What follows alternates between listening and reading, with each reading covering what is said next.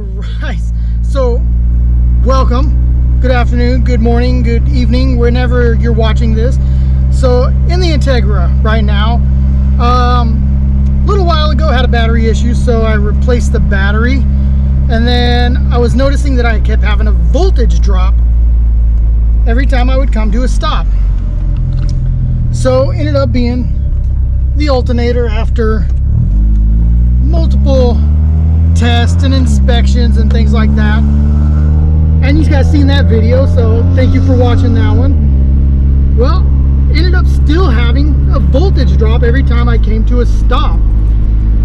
After I tested everything, got in contact with a guy that does nothing but car stereos, and he says that the ELD, even though it can come off as being good, it could be going bad. So the ELD will stop a charge from the alternator to the battery when there's no, draw on the alternator.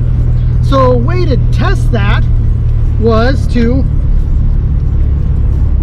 put your fan on. And with the fan on,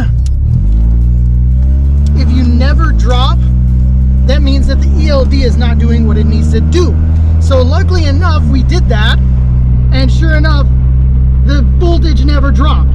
So the ELD was going bad. So this guy, he gave me a good bit of information. He told me that we can use a resistor, 820 ohms resistor in line with it, and it'll tell the computer to keep giving a charge to the battery. So that's what we're doing today, is we are putting an 820 ohms resistor in line for the ELD to keep our volts at 13.9 where it needs to be. So it just means that the alternator is going to continue giving the battery a charge at all times, which that's fine. That's all it is. Honda just did the ELD for fuel economy and I don't know. So, but that's what we're going to do today. So we're going to get the car back to the garage, back to the house, and do that. So stay tuned. I appreciate you guys watching, and watch me do this. All right, we are back in the garage. We have answers. We have answers now. The problem with the volts dropping when we were coming to a stop, we thought it was the alternator. The alternator was bad, don't get me wrong. So I ended up replacing that and the belt, made sure the tension was good onto it, got a new battery, everything. And I still had the issues, and I went through everything. I even tested all of it. Everything was running good. According to the book, I even checked the ELD, by the way they says, by checking voltage at the yellow and black and the black wire for actual voltage, and then checking the voltage drop from the red and black to the black. Everything was good, but we had the problem. So we've got answers now. We've got answers. So we're going to go ahead and put that resistor in the ELD, and it should solve our problems momentarily, unless we keep it that way with no problems. But here we go. So we're going to do that. So stick around and check it out, guys. All right, so first things we got to do is we got to disconnect our battery, move the battery out of the way, take the panel off, disconnect the panel to get underneath it to get the wiring. So let me do that. Check out, stick around, watch.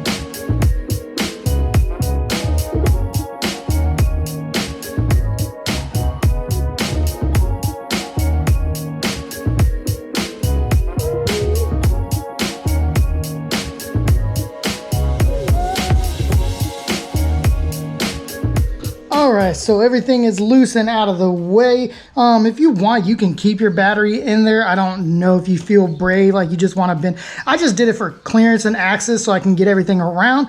So we're gonna take our cover off. This is your ELD right there. So if you actually want to replace that, all you're going to do is take out these 2 screws here, take out these 2 screws here, pull these fuses up. This will pull up, this metal bar will slide out, and then underneath is the wiring plug harness that you disconnect, and reverse it, just put it in the same way. We're not taking it out because I'm not replacing it. I'm just adding a little diode or resistor to it. So let me get this flipped up and I'll show you the wiring.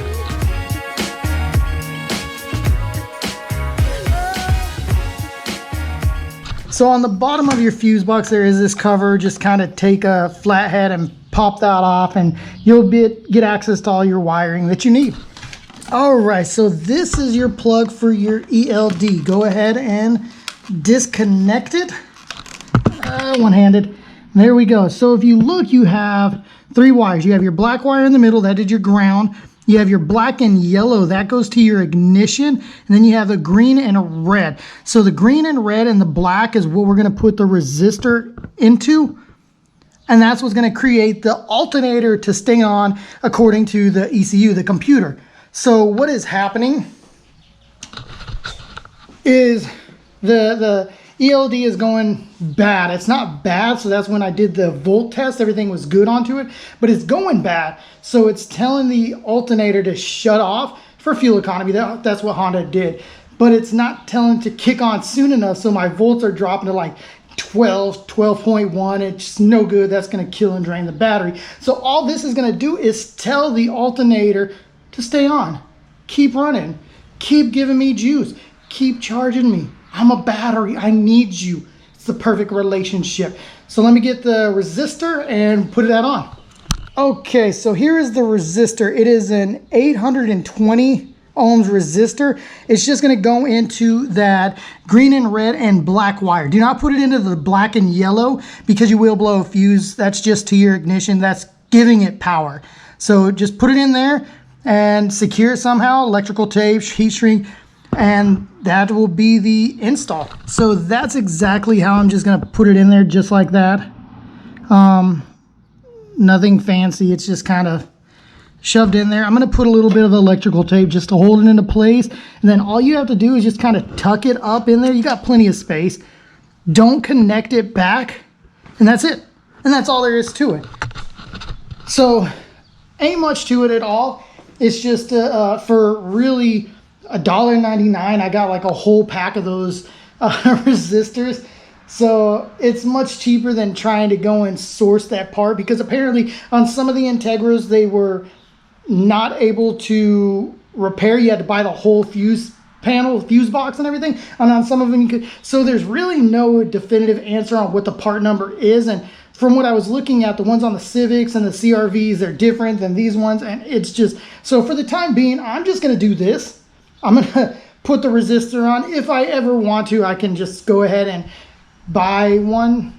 I'll have to find out which one it is, but I mean, it's right there. So we're going to do this for now and just be done with it and have a good old time.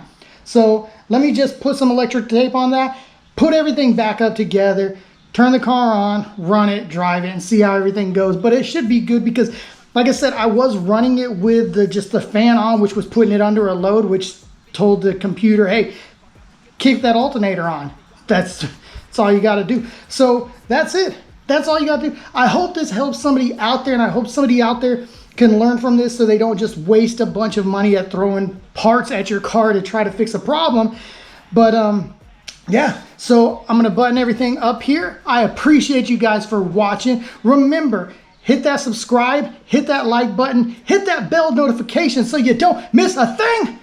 Leave a comment and a thumbs up. I appreciate you guys. Share this video with any of your friends that are having that same problem with the 90s, early 2000 models Hondas, and maybe it'll help them out. Maybe you'll be their hero, but I appreciate you guys. Thank you. And from the bottom of my heart, stay gold, stay humble.